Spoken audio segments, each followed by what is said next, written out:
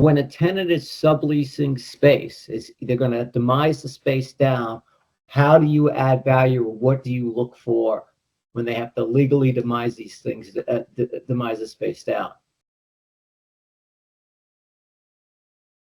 So when a tenant is looking to sublet, and there's a lot of that going on these days, what you have to realize is if he had a whole floor, he may have to create now a corridor, a public corridor, and that public corridor needs to be fire rated.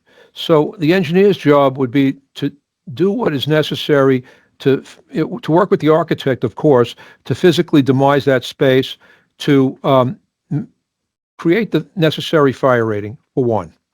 But two, we got to look at how the electrical is distributed, and whether there's an equitable way to divide the power so that the subtenant gets charged only for his power.